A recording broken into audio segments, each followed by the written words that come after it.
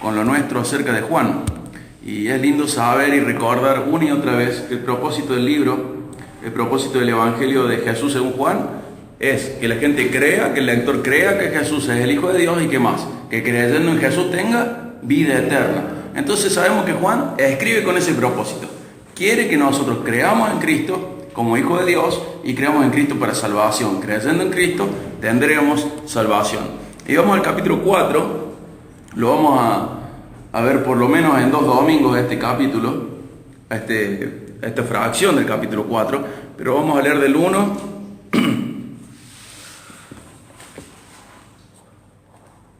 al 26 en esta situación. Del 1 al 26 dice: por tanto, cuando el Señor supo que los fariseos habían oído que él hacía y bautizaba más discípulos que Juan, aunque Jesús mismo no bautizaba sino a sus discípulos, salió de Judea y se fue otra vez para Galilea. Él tenía que pasar por Samaria. El 5 dice: llegó pues a una ciudad de Samaria llamada Sicar, cerca de la parcela de tierra que Jacob dio a su hijo José. Y allí estaba en el pozo Jacob. Entonces Jesús, cansado del camino, se sentó junto al pozo. Era cerca del mediodía. Una mujer de Samaria vino a sacar agua y Jesús le dijo: dame de beber, pues sus discípulos habían ido a la ciudad a comprar alimentos. Versículo 9. Entonces la mujer samaritana le dijo: ¿cómo es que tú, siendo judío, me pides de beber a mí, que soy samaritana? Porque los judíos no tienen trato con los samaritanos. Jesús le respondió: si tú conocieras el don de Dios, ¿y quién es el que te dice dame de beber? Tú le habrías pedido a él y él te hubiera dado agua viva. Ella le dijo: Señor, no tienes con qué sacarla y el pozo es hondo. ¿De dónde pues tienes esa agua viva? ¿Acaso eres tú mayor que nuestro padre Jacob, que nos dio el pozo del cual bebió él mismo y sus hijos y sus ganados? Jesús le respondió: todo el que beba de esta agua volverá a tener sed, pero el que beba del agua que yo le daré no tendrá sed jamás, sino que el agua que yo le daré se convertirá en él en una fuente de agua que brota para vida eterna. Señor, le dijo la mujer, dame esa agua para que no tenga sed, ni venga hasta aquí para sacarla. Jesús le dijo: ve, llama a tu marido y ven acá. No tengo marido, respondió la mujer. Jesús le dijo: bien has dicho, no tengo marido, porque 5 maridos has tenido, y el que ahora tienes no es tu marido. En eso has dicho la verdad. La mujer le dijo: Señor, me parece que tú eres profeta. Nuestros padres adoraron en este monte, y ustedes dicen que Jerusalén está el lugar donde se debe adorar. Jesús le dijo: mujer, cree lo que te digo. Ahora bien, cuando ni en este monte ni en Jerusalén adorarán ustedes al Padre. Ustedes adoran lo que no conocen, nosotros adoramos lo que conocemos, porque la salvación viene de los judíos. Pero la hora viene, y ahora es, cuando los verdaderos adoradores adorarán al Padre en espíritu y en verdad, porque ciertamente a los tales el Padre busca que le adoren. Dios es espíritu, y los que le adoran deben adorarlo en espíritu y en verdad. La mujer le dijo: sé que el Mesías viene, el que es llamado el Cristo. Cuando Él venga nos declarará todo. Y el 26 dice: Jesús le dijo: yo soy el que habla contigo. Y lo vamos a cortar acá. Incluso el domingo que viene vamos a volver al mismo pasaje, pero ya Juan nos está presentando un contraste. Tenemos una mujer samaritana, pero en Juan 3, ¿a quién teníamos? A un maestro, líder de Israel, hablando con él. En el capítulo 3 lo vemos a Nicodemo quedándose sin cosas para decirle a Jesús, que va de noche, y acá tenemos una mujer con una reputación diferente que está de día. Y cuando esta mujer cambia palabras con Jesús, esta mujer huye o se queda. Se queda, quiere cambiar de tema, ¿vieron? Dice: bueno, pero tu marido, no, pero ¿y en qué monte hay que adorar? Y saca esa espiritualidad falsa, o por lo menos intenta cambiar de tema y alegar una espiritualidad fuera de su vida privada. Pero ya podemos ver contrastes entre Nicodemo y esta mujer. Son contrastes que Juan ha decidido ordenar de esta manera, o Dios ha decidido que sucedieran de esta manera a través de su providencia, ¿no? O ha permitido. Pero recordemos que hay un contraste más en Juan: la luz y las tinieblas. Y esta mujer se ha acercado a la luz se ha acercado a ella, y ella no huye. ¿Se dieron cuenta? Ella no huye de la luz, se queda frente a la luz, discute y quiere salir de la situación, pero no se va. Ella se ha acercado, ha sido acercada por la luz, y Y tenemos que saber que cuando Juan habla de luz y de tinieblas, cuando habla de esto, es porque es importante. En el capítulo 2 Jesús revela su gloria y llena 6 tinajas, ¿se acuerdan? ¿De qué? Del rito de la purificación. Y Él se muestra superior a ese rito. En el capítulo 3 Jesús se muestra como superior, que lo que Él traía era superior a lo que Nicodemo podía conocer. Y ahora en el 4 vamos a ver que el agua que trae Jesús es superior a la que Jacob trajo. Y Jacob no es cualquier persona, Jacob es uno de los padres de Israel, es uno de los patriarcas. Abraham, Isaac y Jacob son los patriarcas de Israel. Entonces Jesús se va a mostrar él superior a los patriarcas. Y me salté una parte del 2. ¿A quién o frente a qué dijo Jesús que era superior? Frente al templo. Así que ya tenemos un docente rabínico como Nicodemo, un líder religioso y cívico como Nicodemo, los ritos de purificación, el templo, y ahora un pozo. Jesús es superior a todo. Y Juan el Bautista también. Jesús es superior a todo. Los profetas del Antiguo Testamento es superior a nuestros rituales y ritos, es superior al templo, es superior al antiguo pacto, es superior en todo, a los patriarcas. Jesús es superior a todo. El pozo de Jacob no puede competir con el de Jesús. Recordemos que en ese lugar no había agua. En esta ciudad no hay agua, no hay ríos. La manera de tener agua era haciendo un pozo. No hay otra manera. Nadie podía acercarse al río porque no había río. No había ni lago ni río en este lugar donde está Jesús ahora con la mujer samaritana. Entonces Jesús se ofrece como conocedor o brindador de agua viva. ¿Qué es el agua viva? El agua que corre. En un lugar donde no hay agua que corre. ¿Sí? Es el agua que corre donde no hay agua que corre. ¿Qué había en ese lugar? El pozo que Jacob cavó para su ganado, para sus hijos, para su descendencia. Pero este lugar es importante por 2 cosas principalmente. Por un lado, es importante porque tiene agua para el lugar. No hay muchas fuentes de agua en ese lugar. Esta es una. Entonces es un lugar muy importante, es hasta venerado. Y encima, ¿quién lo cavó? Jacob, patriarca de Israel. Entonces este lugar es muy importante. Pero tenemos que meternos un poquito más en la historia, en el contexto histórico y social de esta situación. Samaria, ¿en qué parte estaba del reino de Israel? ¿Norte o sur? Norte. En 722 a.C., Asiria invade Israel. Pero la parte norte, esas 10 tribus, luego del reinado de Salomón, Jeroboam y Roboam dividen la nación en 2. 10 tribus al norte, 2 tribus al sur. Al sur, Judá y Benjamín. Al norte, Israel. Las otras 10. Está Efraín, pero las otras 10, ¿sí?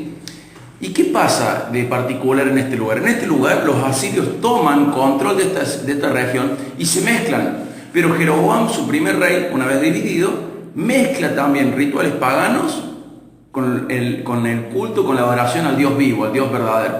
Entonces Samaria, siendo la capital en este momento de esta zona, era un lugar donde racialmente estaban mezclados, eran mestizos, y religiosamente también. Esto era muy fuerte en Samaria, al punto de que los samaritanos no creían en todo el Antiguo Testamento. Tenían su propio canon dentro del canon. Ellos creían solo de Génesis a Deuteronomio. ¿Por qué no creían en el resto de los libros? Porque ¿qué hacían los otros libros? ¿Qué decían los profetas? Ay, Israel, arrepentite, si no va a pasar esto mal. Ellos en su canon no tenían reyes ni crónicas. ¿Por qué? Porque los hacía quedar mal. Entonces ellos no creían que haya sido inspirado por Dios, ni Isaías, ni Oseas, ni ninguno de ellos, que ponen como mal ejemplo a Israel. Incluso usan a Israel de mal ejemplo para advertirle a Judá, a las 2 tribus del sur. Entonces ellos no creían en todo esto. No creían, ellos tenían su propia Biblia, vamos a decirlo. Una Biblia cortita, de Génesis, Éxodo, Levítico, Número, de Deuteronomio. Fuera de eso, no, el Señor ya no habló más. ¿Por qué? Para no quedar tan mal, para que no hubiera registro de sus pecados, porque eso les convenía. Y tenemos que tener cuidado, ¿no? Porque a veces tenemos un canon dentro del canon y elegimos versículos que nos gustan y los que no nos gustan. No, los samaritanos habían hecho esto. Pero no solo esto, sino que su religión había quedado mezclada con la religión asiria, con la religión persa, con los rituales paganos de cerca. Su raza había quedado mezclada, ellos eran mestizos, entonces los judíos los despreciaban. No creían que ellos fueran parte del pueblo de Dios. Los judíos no los querían, y los samaritanos tampoco querían a los judíos. Ellos no leían ni Proverbios, ni Salmos, ni Samuel, ni Reyes, ni Crónicas, no leían a los profetas, no querían saber nada con los escritos. ¿Por qué? Porque en los escritos de la Biblia, nosotros sabemos que la salvación viene de una familia, ¿se acuerdan? Si vamos bien atrás, viene de la descendencia de Eva.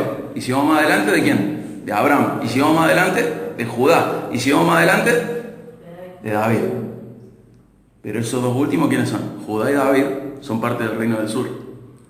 Entonces ellos no querían quedarse afuera. Por eso Jesús dice en un momento, no, guarda, la salvación viene por los judíos. Porque la promesa a David, la promesa, la bendición de Judá, de Jacob a Judá, y la promesa de Dios a David, estaban vigentes. Y los samaritanos no querían hacer nada. Ellos querían seguir siendo bendecidos con una bendición que en realidad a ellos no les había alcanzado. Y cuando Zorobabel quiere construir en Esdras quiere construir el templo, los samaritanos quieren ayudar, pero Zorobabel les niega la construcción, la ayuda. Cuando Alejandro el Magno controla Palestina, donde estaba Jerusalén, toda esa zona, ¿saben qué aliado usó? A los samaritanos. Entonces había una pica muy grande. Y en un momento cuando los judíos pudieron hacer guerra, ¿saben qué ciudades destruyeron? Las del norte, las de Samaria.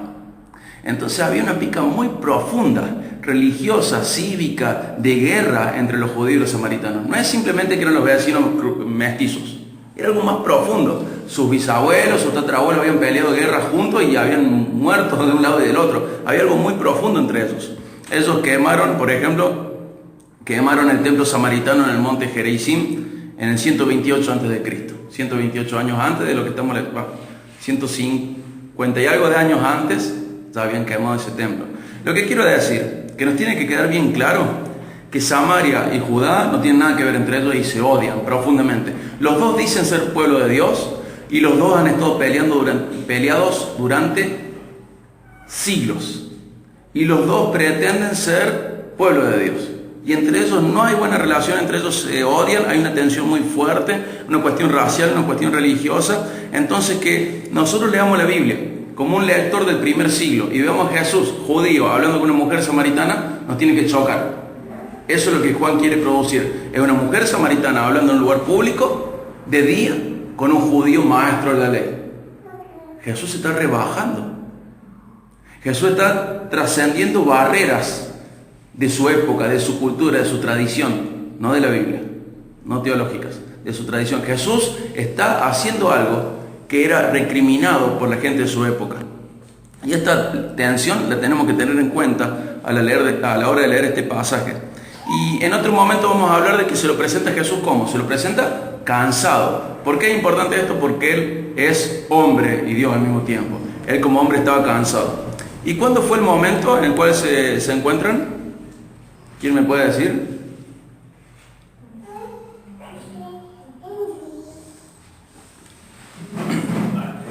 Al mediodía. Al mediodía. Quiero contarles algo. ¿Por qué al mediodía? Las mujeres eran las que buscaban agua. Siempre. En su cultura. Pero las mujeres iban en los momentos, recordemos que es Palestina, esa zona, Medio Oriente, hace calor. Entonces iban o al atardecer o al amanecer. Nadie iba al mediodía. ¿Por qué al mediodía no? Porque al mediodía estaba el riesgo de encontrarse con varones, viajantes, extranjeros y como mujer quedaba desprotegida. Y por otro lado, esta mujer habrá sido popular con sus vecinas. Sí. Por su mala fama. Entonces, yendo al mediodía, evita encontrarse con las mujeres y de paso conoce varones también. Entonces, ¿por qué no va a la mañana? Porque hay otras mujeres y las otras mujeres le deben tener un odio y una repulsión muy fuerte. ¿Por qué no va a la noche? Por lo mismo. ¿Por qué va al mediodía? Y porque no se va a encontrar con las mujeres y de paso se va a encontrar con varones. Vemos un hambre en ella, ¿no? Una necesidad marcada hacia un lado, ¿no? Ella tiene un problema. ¿Cuál es ese problema? Ella estaba buscando plenitud, satisfacción en cambiar de esposo. Y ahora ya el sexto no era ni siquiera su esposo, era su concubino. Vemos que ella tiene su manera de vivir, que es bastante reprochable. Y quiero que sepan algo más de la cultura. Los hombres nunca hablaban con sus mujeres, no hablaban con mujeres, ni siquiera con sus esposas en público. Un hombre no le hablaba a su esposa en público, solamente en privado. En público, no había trato. Mucho menos si no era su esposa. Y muchísimo menos si era un judío y una samaritana. Esto es lo tenemos que entender como el primer lector lo leyó. Tenemos que entender que acá hay algo muy fuerte pasando, algo muy fuera de lo común y fuera de la tradición lo que está pasando. Nunca bajo ningún concepto ellos hablaban con una mujer o le tocaban en público, ni siquiera en el hombro, nada de trato. ¿Y qué le ofrece Jesús a esta mujer? Le ofrece agua viva, una corriente, como un manantial, como un río, un arroyo, agua en movimiento. Entonces la mujer dice, pero ¿cómo si acá no hay? Lo único que hay acá es el pozo de Jacob. ¿De dónde vas a sacar agua viva? Mostrame dónde está ese río, así voy. Y de paso no me cruzo más a las mujeres, voy a la hora más fresquita en vez de venir al mediodía. Y además es agua fresca. ¿Cómo hago? Y Jesús va a hacer afirmaciones teológicas muy fuertes. Fíjense en el 13. ¿Qué hace esta agua? La que él ofrece. Sacia. No vuelve a tener sed. ¿Y el 14 qué dice? ¿Cuál es la función de esta agua? Dar vida eterna. Dar vida eterna.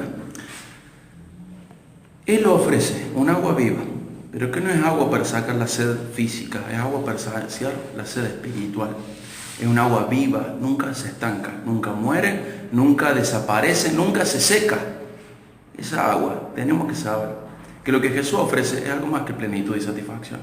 Lo que Jesús ofrece, el don de Dios, ¿cuál es? La salvación. Pero ¿cómo viene la salvación? Es el Espíritu Santo. Lo que Jesús está diciendo que Él es capaz de, como le había dicho a Nicodemo, de dar vida espiritual. ¿Y cómo viene la vida espiritual de la persona? Cuando viene el Espíritu Santo de la persona. Sin el Espíritu Santo no hay vida espiritual, no hay plenitud, no hay satisfacción, no hay salvación. Este agua es el mismo Espíritu Santo que Jesús es capaz de dar. ¿Por qué? Porque es Dios. Fíjense, acompáñenme a Jeremías 2:13.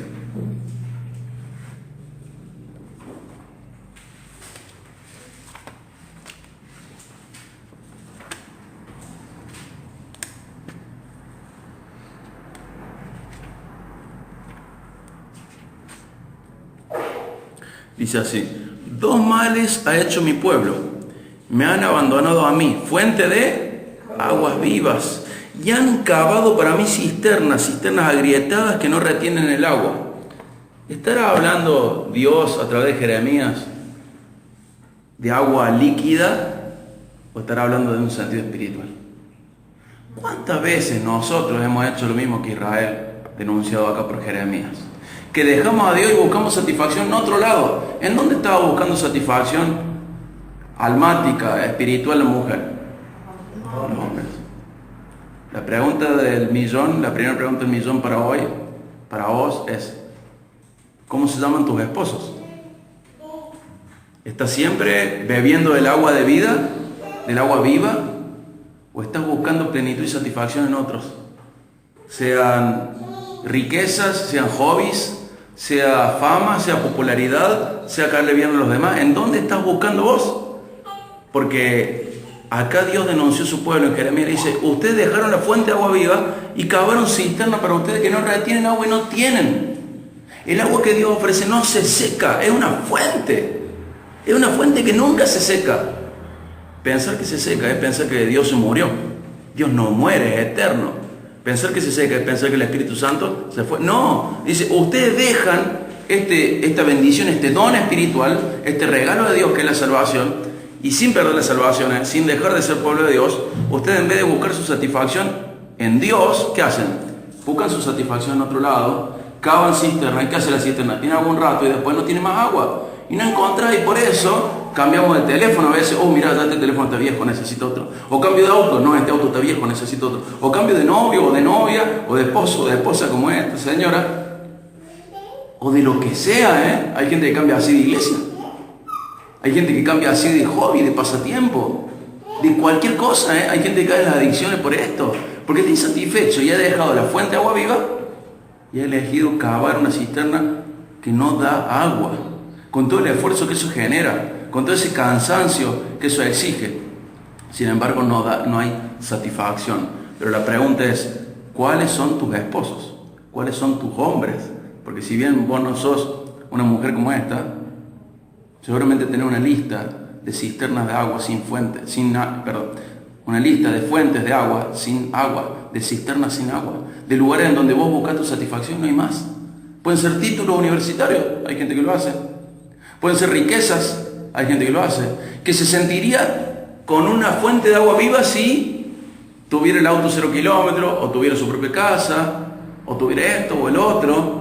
Y todas esas son cisternas vacías, cisternas rotas, que no retienen el agua. Y Jesús se ofrece como la fuente de satisfacción. Ofrece al Espíritu Santo, Jesús mismo, la fuente de salvación y de satisfacción, de plenitud.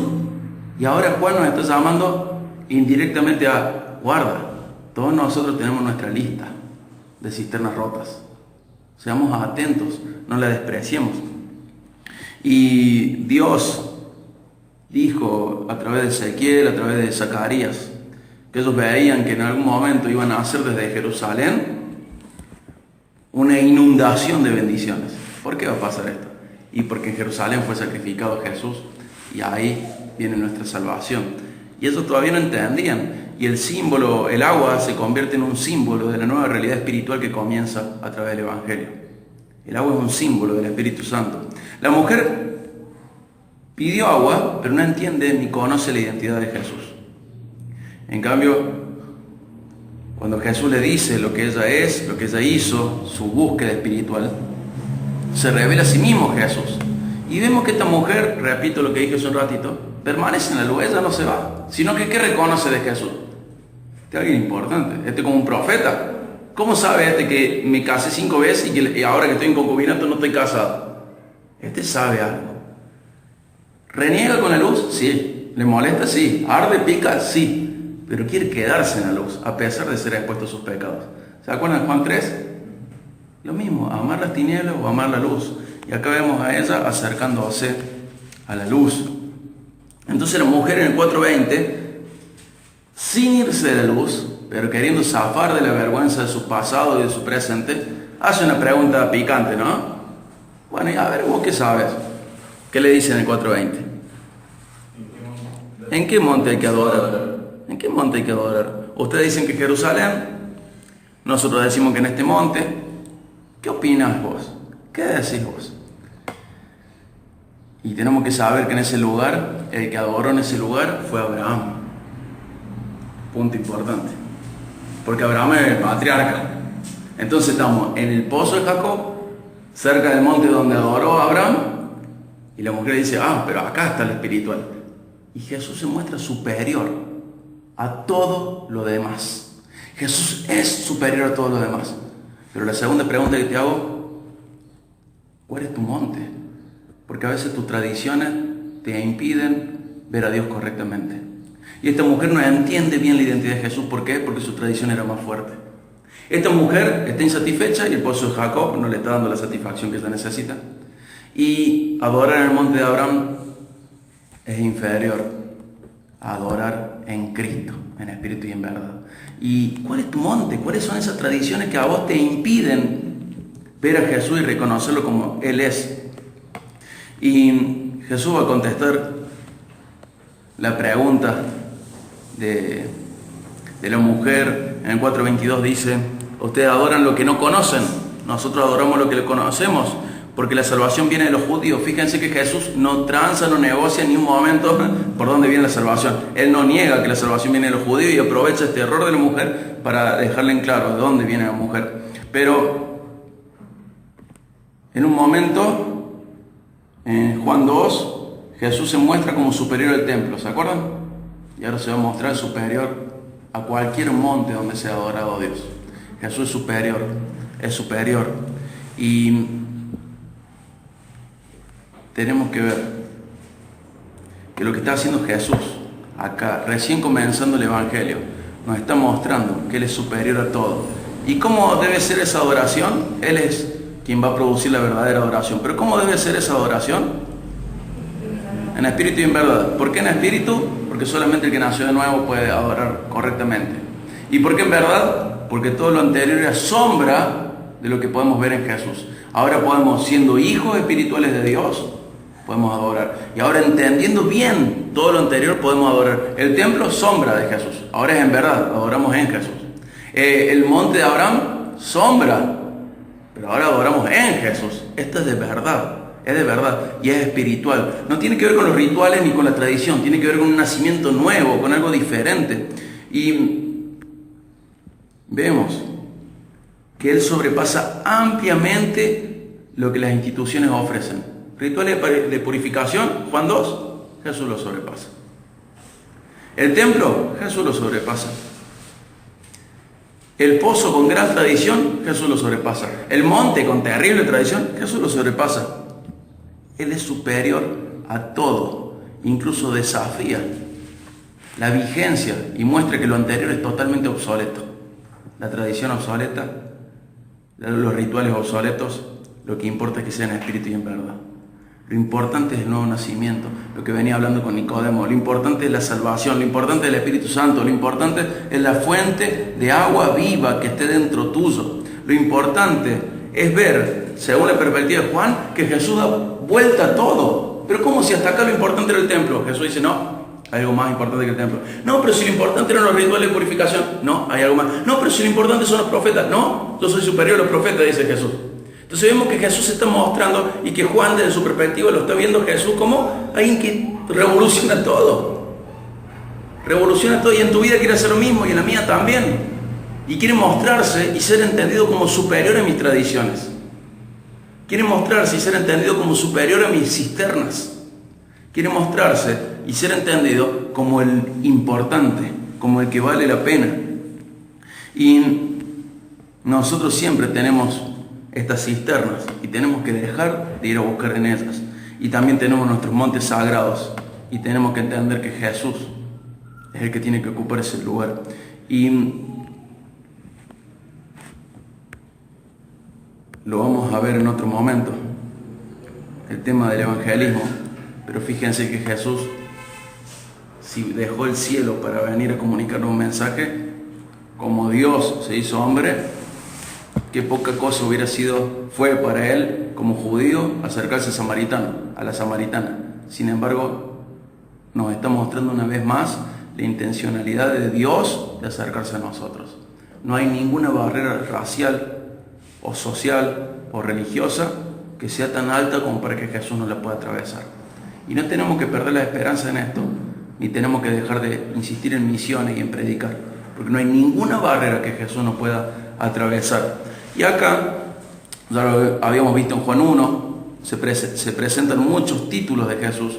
Y acá también, fíjense cómo va madurando la percepción de Jesús, de cómo es percibido Jesús en este capítulo. Es Jesús, es judío. ¿De dónde viene la salvación? Los judíos. Es Señor, es profeta, es Mesías, es Cristo. Y el 26 tira una bomba, ¿se dieron cuenta? Jesús le dijo, yo soy, es el yo soy. Es maestro, ya lo vamos a ver más adelante, es el Salvador del mundo. Y nosotros necesitamos entender y madurar nuestra fe y entender esto de manera práctica. Jesús es superior a todas nuestras cisternas. Jesús es superior a todas nuestras tradiciones. Jesús es superior no solo a las tradiciones de los judíos y no solo a las tradiciones a la cisterna de los judíos. Es superior a tus cisternas. Entonces, a la hora de sentirte insatisfecho, ¿a dónde tendrías que ir? Entonces, como dice John Piper, nuestro corazón es una fábrica de sed. Lo vemos a Jesús presentándose como la fuente de agua viva. ¿A dónde tengo que ir? A Jesús. Y muchas veces nosotros caemos en un montón de cisternas. Y muchas veces, buscando ser religiosos de una manera incorrecta, caemos en falsos montes o en montes que son inferiores a Jesús. Lugares o momentos o cosas sagradas que son inferiores a Jesús. Y ponemos estas cosas sagradas que son buenas en lugar de Jesús. Por ejemplo, yo me congrego. Sí, ¿y tu relación con Jesús? Está bien que te congregues. ¿Y tu relación con Jesús? Yo sirvo a Dios, bárbaro. ¿Y tu relación con Jesús? Yo hago el devocional, bárbaro. ¿Y tu relación con Jesús? Entonces entender que todas estas cosas que son sagradas y son buenas son inferiores a mi relación con Jesús, que la alimentan. Pero yo en el fondo sé si estoy haciendo un devocional de manera que me encuentro con mi Salvador o estoy adquiriendo solamente conocimiento y no me dejo alumbrar por la luz Porque yo puedo leer la Biblia sin dejarme cambiar, pero Dios quiere que yo lea la Biblia buscando ser cambiado. Y la tercera pregunta, que vamos a insistir un poquito más adelante: ¿cuál es tu Samaria? ¿Cuál es tu Samaria? ¿Cuáles son tus cisternas? ¿Cuáles son tus montes sagrados? ¿Y cuál es tu Samaria? ¿Cuáles son los lugares donde vos buscas satisfacción fuera de Dios? ¿Cuáles son los rituales o ritos religiosos, buenos o malos, que te impiden ver a Dios? ¿Y cuáles son esos que vos no le hablarías de Dios porque decís, esto no sirve para nada? ¿Cuál es tu cisterna? ¿Cuál es tu monte? ¿Y cuál es tu Samaria? Y entender de que esta mujer es un reflejo de nosotros, y nos refleja porque hemos buscado cisternas, hemos buscado satisfacción en lugares donde no la había, hemos establecido nuestros montes en lugar de conocer más y más a Dios, y tenemos nuestras Samarias, lugares a donde no iríamos. Sin embargo, Jesús es superior a nuestras cisternas, Él es fuente de agua de vida, Él es superior a nuestros montes. A través de Él y solamente de Él podemos adorar en espíritu y en verdad. Y Él nos dio ejemplo de cómo llegar a Samaria, ese lugar al que no iríamos. Y terminando, quiero preguntarte, ¿no te has sentido parecido a la samaritana?